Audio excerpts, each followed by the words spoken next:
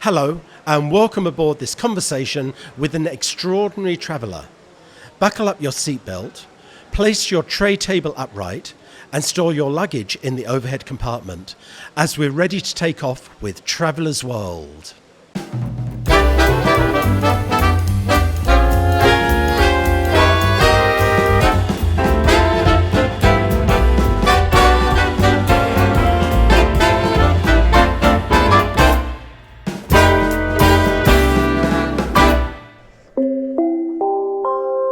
I remember it like it was yesterday, fish in the briny deep.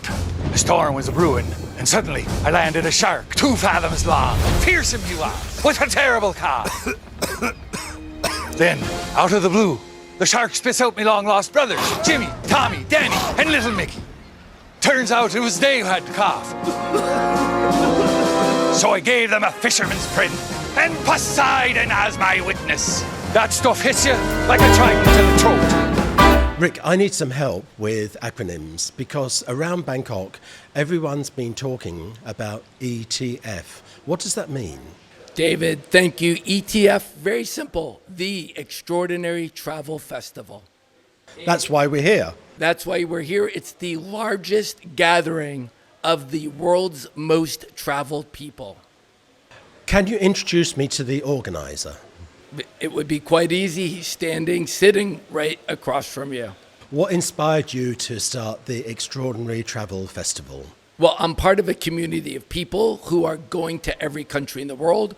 Kind of another abbreviation or acronym, Chasing 193, 193 UN member countries. I'm trying to go to every one. How many have you done so far? I'm at 181. Wow, close.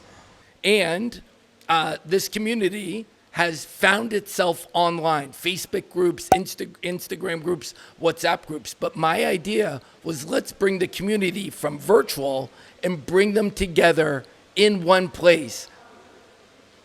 And you've chosen Bangkok for this year, but this isn't your first festival, is it? It's my second rodeo, and the first event was 2 years ago in Yerevan, Armenia. Oh my goodness. What can the delegates expect for this year's Extraordinary Travel Festival? Well, I would like to say I supersized it. We went from about 130 people in Armenia. We have 260 people this year. Wow, that's great growth and shows the testament of the success of the event. What's the schedule? What's happening over the past couple, or yesterday and today and tomorrow? Yeah, there's 3 pillars why people would come to the event: community, content, and exploration. So right now we're focused on the first 2, meeting people that you've known virtually. Maybe you met them in an airport 3 years ago in Ivory Coast. Maybe you were in a group tour in Baghdad and you saw somebody, now someone you've been talking to on WhatsApp for 8 years, and now you meet them in person. That's the community networking that takes place over lunch or parties. But the second reason we're here is the content. I have 30 speakers, and I would say many of us here are the top 0.1% travelers, but the speakers are the 0.1 of the 0.1. Some incredible experiences, some incredible storytellers. So you're squeezing 30 incredible people into a one-day conference? No, it's 3 days, David, 3 days. Okay. And today then is first or second day? We're on our second day at around the halfway mark. Wow. How did you open yesterday? What happened? We had an exciting day, and this was a surprise to everybody. I made up a fake schedule to make sure everybody was on the event on time. And then hidden outside were 40 traditional Thai performers, dancers, Hanuman, musicians. And we're in this large foyer area, which is all glassed off. People started hearing this noise, turned around, walked outside on the staircase, and saw 40 people come out of a hidden entrance, perform for them, dance. It was amazing. That's very theatrical. And I suppose it's what the delegates expect from you. They do now, and that puts me in a bit of a bind because I'm already concerned, David. How am I going to outdo that for number 3 Extraordinary Travel Festival? And I see outside at the entrance, you've got a tuk-tuk. Yeah. Well, tuk-tuk, I mean, it's an incredible symbol of Thailand. And I thought, through the advice of a very good friend of mine, let's get a tuk-tuk in there. People can have fun, take a couple selfies. Such a great image of Thailand. I'm intrigued about the content. What would the presenters be talking about? I've travelled to 193 countries and it was wonderful. What actually are they sharing? You know, David, I can point to the first two speakers on Saturday, and I was blown away. I've known both of them, but literally, I've been to 181 countries. I'm kind of average. When I listen to Francis and Elena, Francis spent 5 years in Africa, never left the continent, went to 54 countries, picked up 3,000 hitchhikers, climbed the highest peak, 50 out of 54 countries. But he didn't talk about that because he did so much more, including walking 800 kilometers across Madagascar with his wife, who he met in Cameroon. Amazing. So for Ric, GlobalGaz, what's next on your Chasing 193? We're in Bangkok. Where are you heading to next? Well, David, this is a bit of a conundrum. I have 12 countries left. Some are easy, some are a bit more challenging. My goal was to finish in May of 2025. I just got rejected for the 5th time for a visa I've been trying to get to since 2018. And I'm having some challenges, and I can't finish without that visa.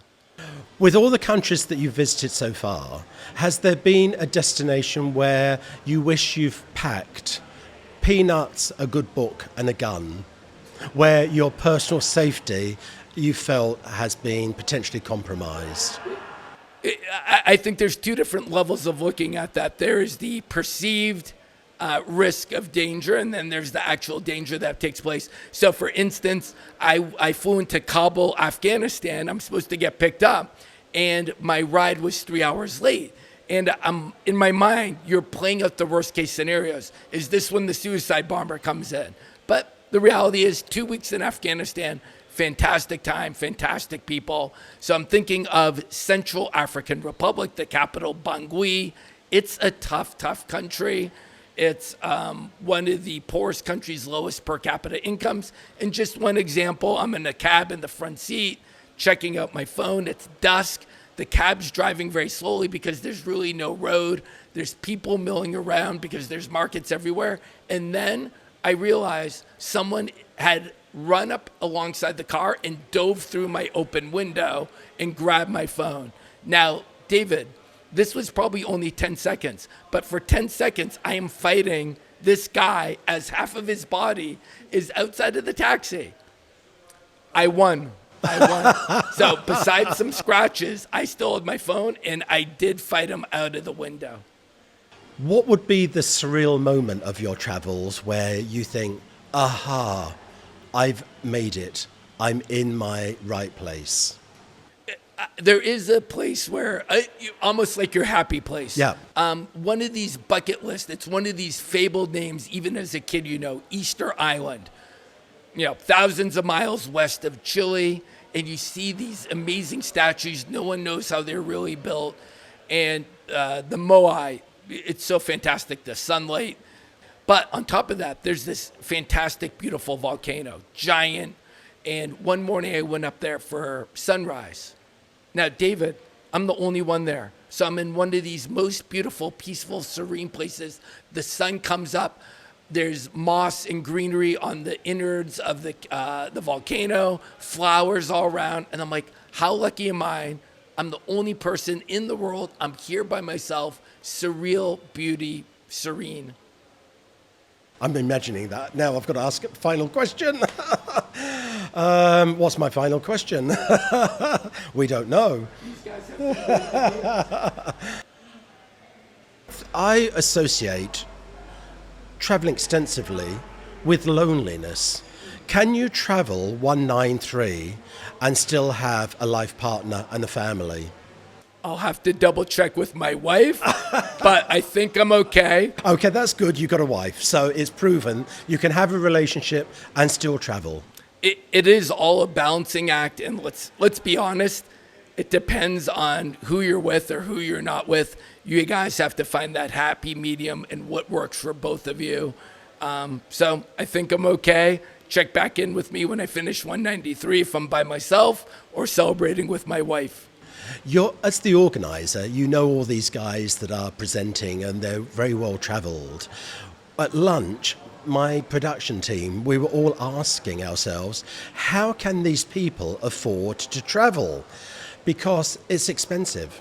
How do they balance travel and expense? The reality is this community of people chasing 193, it's not a monolith. We're not all the same. At this event, 22 to 80 years old, 6 different continents, 45% women, 55% men.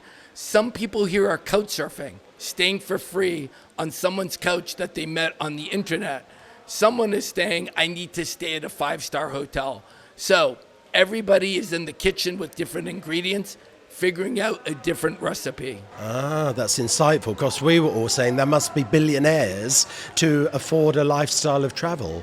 So I suppose couch surfing and traveling however you can if you have that passion. Well, and when did that passion hit you? When did you first say, I want to travel the world and travel 193? Well, I was working in financial services in 2008. That was the Great Recession. I got a call one day. My boss, we're letting you go. I was secretly quite happy. Not a great job. I got a package. As soon as I got that call, I took out an Excel spreadsheet and started planning my trip for the new year. And for some reason, I wish I could tell you some catalyst, but I randomly said to myself, at some point, I'm going to go to every country in that world. And on that Excel sheet, for 12 months of planning, every country was a new country. I started in South Korea and just kept on going west to new countries. Ric, thanks so much for sharing your experiences on Traveller's World and for organising this the Extraordinary Travel Festival and in Bangkok. Kapung Cup, and I wish you another afternoon and another day tomorrow of successful conference networking, and keep travelling. David, thanks so much for your support, and thank you for coming. Cut.